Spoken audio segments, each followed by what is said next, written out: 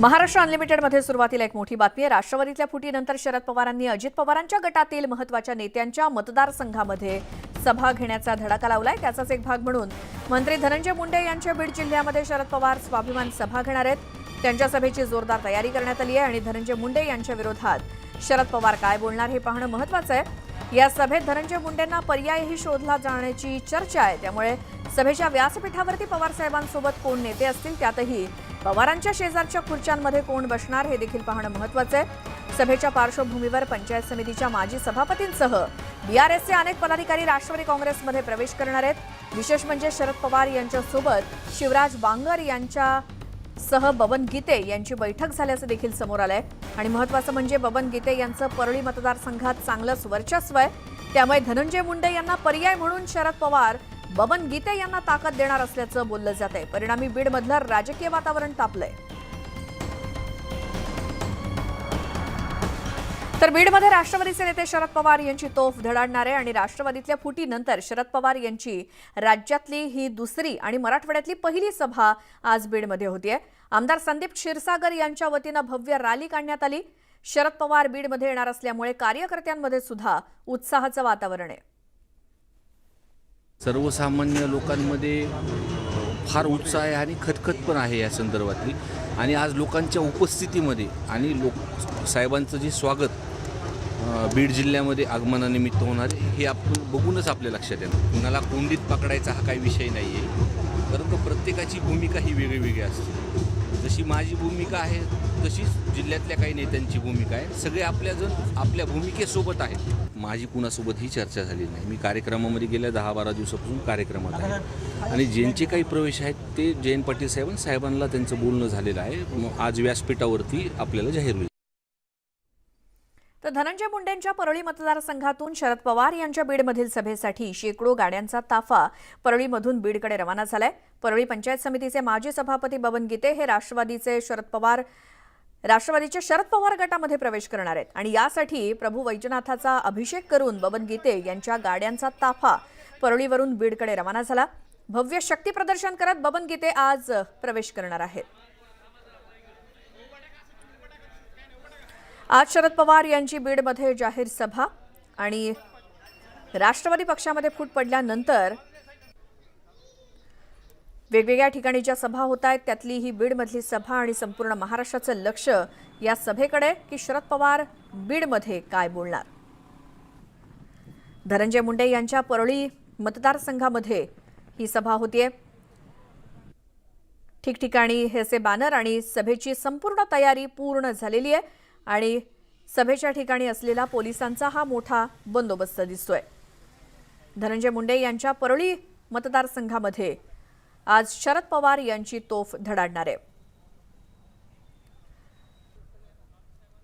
राष्ट्रवादीतल्या फुटी संदर्भात आणि धनंजय मुंडे यांच्या संदर्भात आज शरद पवार काय वक्तव्य करणार याकडे संपूर्ण बीडवासियांचं तर आहेच, त्याचसोबत संपूर्ण महाराष्ट्रातल्या जनतेचं लक्ष आहे।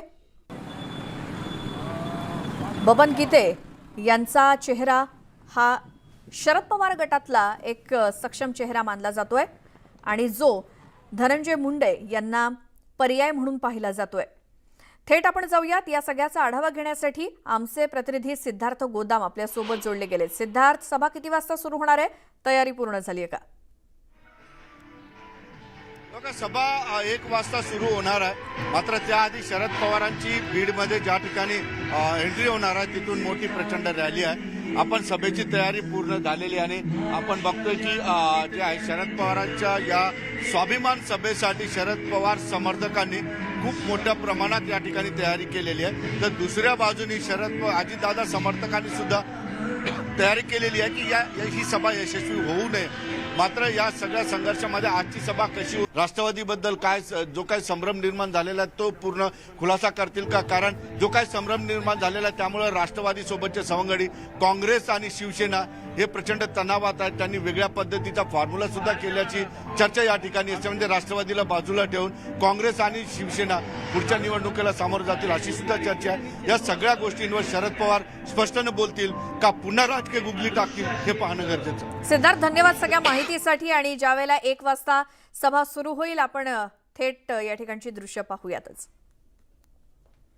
आणि आता पुढची बातमी नाशिकमध्ये राष्ट्रवादी काँग्रेसच्या शरद पवार गटाकडून तात्पुरत्या स्वरूपात नवीन कार्यालय उभारण्यात आलंय। नाशिक शहरातील मुंबई नाका इथे एका खासगी जागेमध्ये हे कार्यालय तात्पुरत्या स्वरूपात तयार करण्यात आलंय।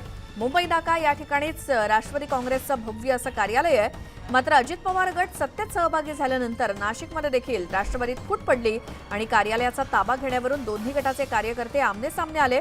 अखेर अजित पवार गटाकडून राष्ट्रवादी काँग्रेसच्या कार्यालयाचा ताबा घेण्यात आल्यानं शरद पवार गटाच्या पदाधिकारी आणि कार्यकर्त्यांना कार्यालयात नो एंट्री होती आणि त्यामुळे शरद पवार गटाच्या पदाधिकारी आणि कार्यकर्त्यांच्या बैठका खासगी ठिकाणी होत होत्या।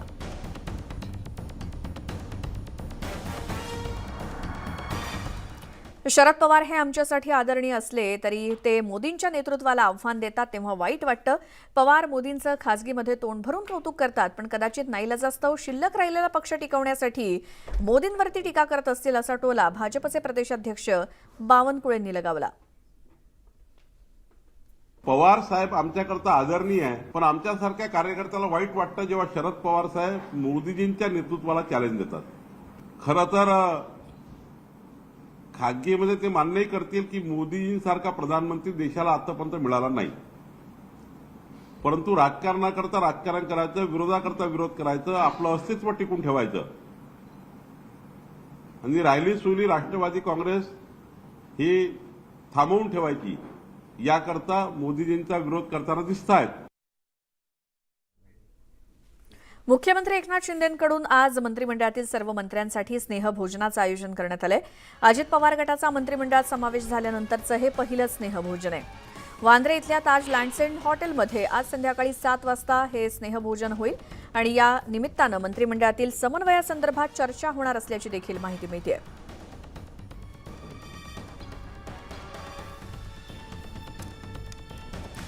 आज मुख्यमंत्र्यांनी मुंबईमध्ये मंत्र्यांसाठी ज्या डिनर डिप्लोमसीचं आयोजन केलंय, पण या कार्यक्रमाचं आमदार बच्चू कडू यांना आमंत्रण देण्यात आलेलं नाही। मला आमंत्रण नसल्यामुळे मुंबईतल्या कार्यक्रमाला मी जाणार नाही असं कडूंनी स्पष्ट केलं। त्यामुळे महायुती सरकार आणि कडूंमध्ये संबंध आणखी ताणले गेल्याच्या चर्चांना उधाण आलंय।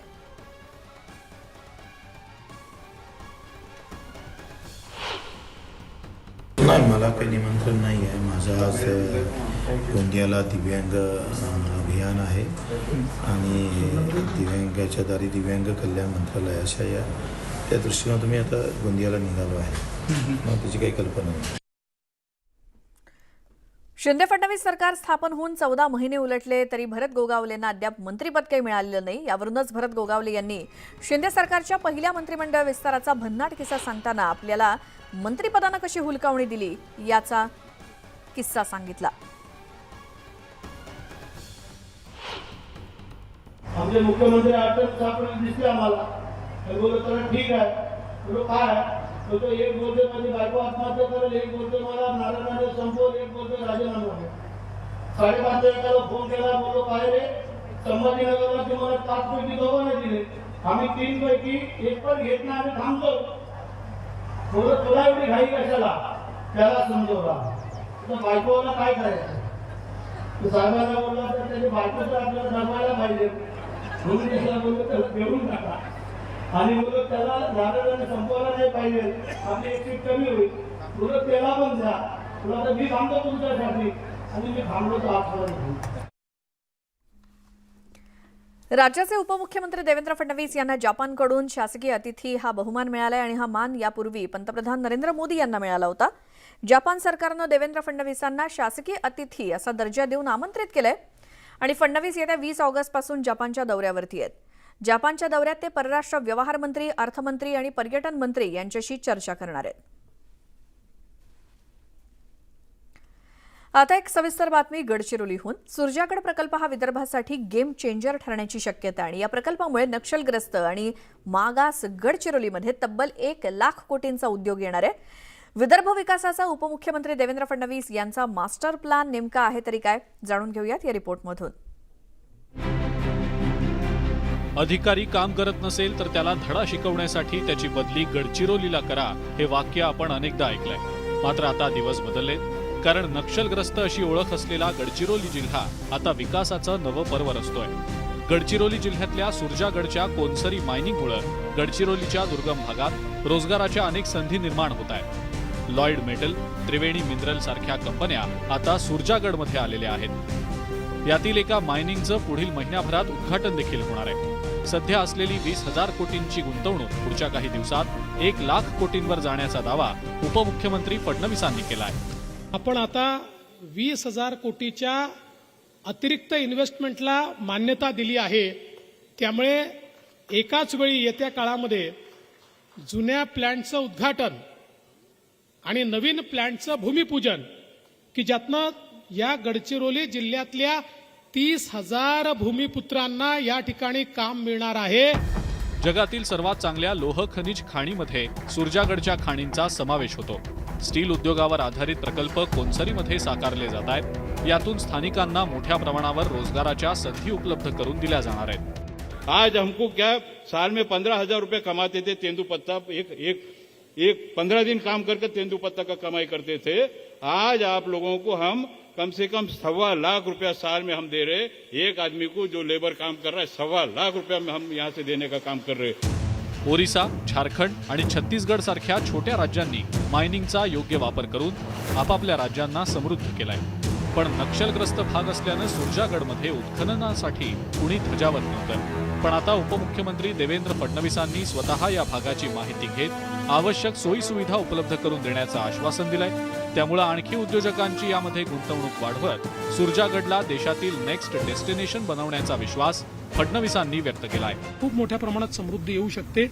आता इथे हळूहळू लोकांचा कॉन्फिडन्स वाढतोय. विशेषतः आमचा जो आदिवासी समाज आहे, जी काही आदिवासी संस्कृती आहे, परंपरा आहे, तिचं अधिक जतन कसं करायचं, कारण ती सस्टेनेबल आहे, ती पर्यावरणपूरक आहे. त्यामुळे त्याचं जतन करून आपल्याला विकास कसा करता येईल हा आमचा मानस आहे. पुढची 100 वर्ष इथं उत्खनन चालेल एवढी प्रचंड खनिज क्षमता सुरजागडची आहे. इथून निघणाऱ्या कच्च्या मालावर इथंच प्रक्रिया झाली तर टाटानगर आणि भिलाई सारखी शहरं वसवता येऊ शकतात. या प्रकल्पामुळे गडचिरोली आणि चंद्रपूर त्यासोबतच नागपूर आणि विदर्भातल्या अनेक जिल्ह्यांमधल्या लाखो लोकांना इथं प्रत्यक्ष किंवा अप्रत्यक्ष रोजगार मिळणार आहे. त्यामुळे देवेंद्र फडणवीस यांचा ड्रीम प्रोजेक्ट सुरजागड प्रकल्प भविष्यात विदर्भाचा गेम चेंजर ठरणार असं म्हटलं तरी ते वावगं ठरणार नाही. एकूणच येणाऱ्या काळात या लोखनिज प्रकल्पातून गडचिरोली जिल्ह्याला वेगळी दिशा कशी मिळणार हे पाहणं औत्सुक्याचं ठरणार आहे. कॅमेरामॅन प्रशांत मोहितेसह महेश तिवारी, न्यूज 18 लोकमत, गडचिरोली. भाजप पक्षातल्या घराणेशाहीला पंतप्रधान मोदी चाप लावण्याच्या तयारीत असून आगामी लोकसभेसाठी मोदींनी ॲक्शन प्लॅन आखल्याची माहिती मिळाली आहे. बुधवारी भाजप नेत्यांची बैठक झाली आणि या बैठकीत घराणेशाहीवरती चाप कसा लावता येईल याबाबत चर्चा झाल्याची सूत्रांकडून माहिती मिळाली आहे. भाजप नेत्यांच्या सर्वच मुलांना उमेदवारी दिली जाणार नाही, त्याऐवजी महिला आणि युवकांना उमेदवारी देण्याचा मोदींचा मानस आहे. आणि लोकसभेच्या निवडणुका 9 महिन्यांवरती येऊन ठेपल्या आहेत. त्यामुळे भाजपमधील अनेक नेते उमेदवारी मिळवण्यासाठी प्रयत्नशील आहेत. पण सध्या मंत्रिमंडळात असलेल्या काही विद्यमान मंत्र्यांचंही तिकीट कापलं जाऊ शकतं असं सूत्रांकडून कळतंय. त्याऐवजी नव्या चेहऱ्यांना संधी दिली जाणार आहे. राजधानी दिल्लीमध्ये इंडिया आघाडीमध्ये बिघाडी होण्याची चिन्हे आहेत. दिल्लीमधील सर्व 7 लोकसभा मतदारसंघांमध्ये निवडणूक लढवण्याचा निर्णय काँग्रेसनं घेतला असल्याचं वक्तव्य प्रवक्त्या अलका लांबा यांनी केलं. दिल्लीमधील काँग्रेस नेत्यांच्या पक्षश्रेष्ठींबरोबर झालेल्या बैठकीनंतर त्यांनी हे वक्तव्य केलं आणि या वक्तव्यावरती आपकडून संतप्त प्रतिक्रिया आली आहे. काँग्रेस जर सर्व 7ही जागा लढणार असेल तर मग इंडिया आघाडीला काय अर्थ उरत नाही अशी तीव्र प्रतिक्रिया देण्यात आली आहे. तसं इतकंच नव्हे तर काँग्रेसला दिल्लीमध्ये एकट्यानं लढायचं असेल तर इंडिया आघाडीच्या मुंबईत होणाऱ्या बैठकीला उपस्थित राहण्यात काहीच अर्थ नाही असा निर्वाणीचा इशारा त्यांनी दिला. 24 कैसे जीतना है और बिल्कुल आदेश हुआ है कि हमें 7 सीटों पर मजबूत संगठन के साथ हर नेता को आज से अभी से निकलना है. 7 महीने 7 सीटें हैं. ये बात हुई कि जिसकी दिल्ली उसका देश होता है, ये दिल्ली का इतिहास बताता है. इसलिए कहा गया कि बिल्कुल 7 पर तैयारी रखनी है और मजबूती के साथ हमें निकलना. हमने उनका बयान सुना और अगर वो दिल्ली में अलायंस नहीं करते तो फिर इंडिया अलायंस में जाने का कोई मतलब नहीं है, वेस्ट ऑफ टाइम है. हमारी टॉप लीडरशिप डिसाइड करेगी कि इंडिया अलायंस की नेक्स्ट मीटिंग अटेंड करनी है या नहीं. दिल्ली प्रेसिडेंट की बात को कांग्रेस की सच माना जाए तो अगर उन्होंने डिसाइड कर लिया है कि दिल्ली में अलायंस नहीं करना तो फिर इंडिया अलायंस की मीटिंग का कोई मीनिंग ही नहीं रह जाता. टॉप लीडरशिप डिसाइड करेगी कि हम ये मीटिंग अटेंड करते हैं या नहीं. तर इंडिया आघाडीची सत्ताधारी भाजपनं धास्ती घेतली आणि त्यामुळेच या बैठकीविरोधात सत्ताधाऱ्यांकडून वक्तव्य केली जात असल्याचा टोला विरोधी पक्षनेते विजय वडेट्टीवार यांनी लगावला. मात्र विरोधकांची एकजूट कायम राहणार असल्याचं त्यांनी सांगितलं.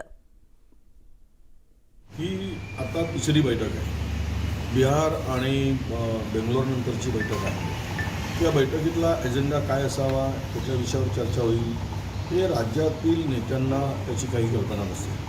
तो एजेंडा हा दिल्लीतून ठरतो आणि त्या एजेंड्यानुसार त्या बैठकीमध्ये सगळ्या घटक पक्षाची चर्चा होते आहे. त्यामुळे मी आज हे नाही म्हणू शकत की त्यामध्ये काय ठरणार आहे. तो माझा अधिकार नाही, तो केंद्र सरकारचा अधिकार आहे. शरद पोंक्षेंनी राहुल गांधींवरती टीका करताना वादग्रस्त वक्तव्य केलंय. राहुल गांधींचं खरं आडनाव हे खान असून त्यांनी प्रतिज्ञापत्र देऊन गांधी आडनाव मिळवल्याचं वक्तव्य त्यांनी केलं. नाशिक इथल्या एका कार्यक्रमादरम्यान ते बोलत होते. संघाचा गांधी हत्येमध्ये संबंध आहे म्हणाला, तिथे पुढे सुप्रीम कोर्टात आता जिथे जोपर्यंत अपील करायची संधी आहे ना, तोपर्यंत माझ्या सावरकर नाही, माझ्या गांधी हो. एक तर तू गांधी पण नाहीस.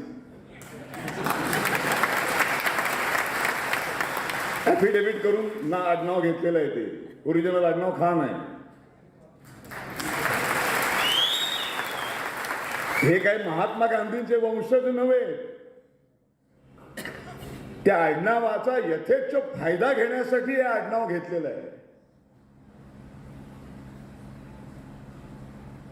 ही फिरोज खानांची पुढची पिलावळ आहे ना. या बातमीसोबतच वेळ झाली एका छोट्याशा ब्रेकची. पाहत राहा न्यूज 18 लोकमत.